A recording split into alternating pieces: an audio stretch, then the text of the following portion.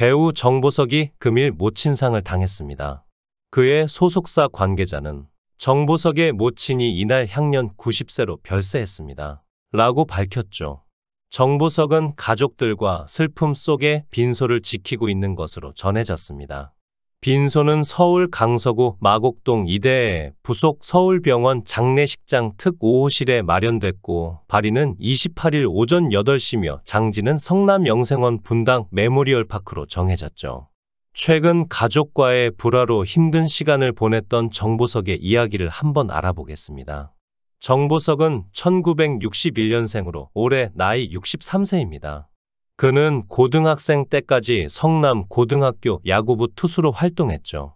그러다가 정보석은 고등학교 2학년 때 무리한 훈련으로 인한 부상으로 야구를 접어야 했는데요.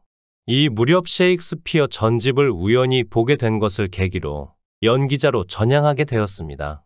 그렇게 정보석은 연극 영화과로 진학하면서 부모님과 마찰을 빚었는데 정보석이 대학교를 연극 영화과에 진학하는 것을 반대한 아버지가 피아노 걸상을 집어던지기도 했죠. 정보석은 배우가 되고 싶어서 간 대학교이었지만 주로 연출을 공부했습니다.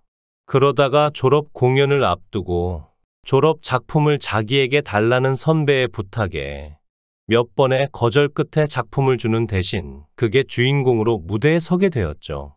본인의 말에 따르면 자신의 발연기 때문에 당시 수준이 상당히 높던 중앙대학교 연극영화과의 졸업 공연을 학예회 수준으로 만들어버렸다고 하네요. 정보석은 깔끔하고 반듯한 외모와 섬세하고 지적인 이미지로 점잖고 젠틀한 역할을 많이 연기했는데요. 그러다가 2009년 시트콤 지붕 뚫고 하이킥에 코믹한 백치 사위 연기로 이미지 변신을 하더니 그 직후엔 자이언트의 조필연이라는 극악무도한 악역 연기로 다시 연기 변신을 하는 등 극과 극의 역할을 오가는 연기를 보여주었습니다. 정보석의 데뷔작은 1986년 KBS 백마고지이며 1987년 사극 3호곡에서 만강을 괴롭히는 부잣집 개망난이 도룡달서 역을 맡아 이름을 알리기 시작했죠. 정보석은 당시 연기력이 안 좋아 배우를 포기할까 하는 생각도 했지만 감독에게 다시 찾아가 다른 작은 역이나마 맡게 되었는데요. 드라마 젊은 날의 초상에서는 주인공을 놓쳤지만 몇 년 후 이 소설이 영화화되었을 땐 다시 주인공을 연기하게 되었습니다.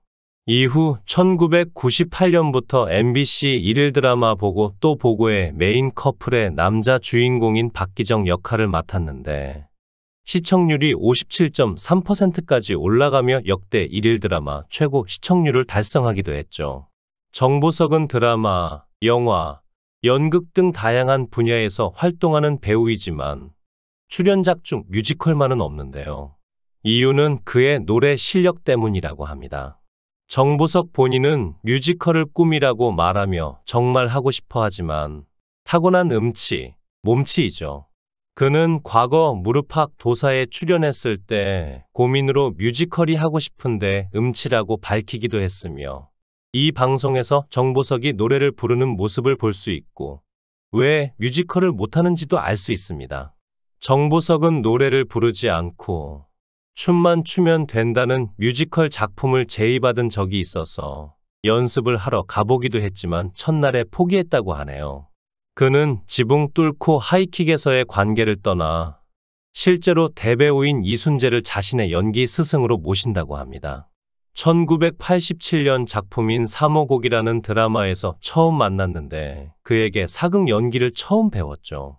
정보석은 지난 2014년 고액 기부자 클럽인 아너 소사이어티에 회원으로 가입을 했는데요. 처음에는 가입 제안을 거절했지만 소리 없는 선행에 대해 다시 생각해 보면서 가입하게 되었고 2017년부터는 다원 문화복지회라는 청소년 재단의 이사장을 맡고 있습니다. 정보석은 연예인 야구단 조마조마의 구단장이자 투수로 활동하고 있으며 구속은 110km/h대로 느리지만 제구력이 좋다는 평이 있죠. 그는 2017년 연예인 야구 리그 도중 야구공이 얼굴을 강타해 크게 부상을 당했었는데요. 당시 코뼈가 심하게 골절되었지만 다행히 뇌와 시신경에는 이상이 없어서 2주일 이내에 퇴원할 예정이었지만 치료가 길어져 몇 개월 후 퇴원하였죠. 하지만 이때 후유증으로 후각을 잃게 되었다고 밝혔습니다. 그래서 음식을 먹을 때 식감에 더 집중해서 먹게 되었다고 전했죠. 이후 정보석은 1년 정도 야구를 쉬다가 2019년 안면 마스크를 쓰고 다시 선발 투수로 나섰다고 하네요. 정보석은 운동선수 출신이라서 그런지 싸움 실력이 상당히 뛰어났다고 하는데 고교 시절 별명이었던 나는 쌍도끼도 그의 모교에서는 아직도 전설이라고 합니다. 그는 아내 김인정과 1989년 결혼하였고 아내는 1965년생으로 정보석보다 3살 연하이죠. 두 사람은 중앙대 연극영화과 선후배 사이였는데 정보석이 4학년이고 김인정이 1학년 때 신입생 인사 자리에서 정보석을 처음 만났는데 정보석이 그녀에게 첫눈에 반해서 짝사랑을 시작했고 그렇게 연애하게 되었습니다. 이에 대해 방송에서 정보석은 제가 대학교 4학년, 부인은 1학년 때 처음 만났어요. 부인은 대선배들과 함께 있는 자리에서 당시 신입생임에도 불구하고 자신의 꿈과 미래를 당당하게 이야기했죠. 그 모습을 보고 첫눈에 반하게 되었어요. 라고 밝혔습니다. 이어 짝사랑이 시작된 이후로 부인이 소개팅 주선하는 자리 또는 놀러가는 곳 모두 따라다녔어요. 부인이 어느 누구한테 빠지지 못하게 지키려고 그랬던 것이죠. 라고 덧붙였습니다. 아내는 당시 대학교 4학년인 정보석이 MT까지 따라오는 것을 보고 참 이상하다고 생각했는데 당시에는 남편이 왜 그랬는지 몰랐다고 하죠. 그렇게 두 사람은 정보석이 대학교를 졸업한 후 결혼식을 올렸고 이후 아들 둘을 낳았습니다. 이미 아들 둘 다 결혼을 하고 자녀까지 있다고 하니 정보석은 손주까지 본 할아버지가 되었네요. 둘째 아들 정우주는 훈훈한 외모로 아버지와 함께 방송에 출연한 적도 있으며 피트니스 모델로 활동 중이라고 합니다.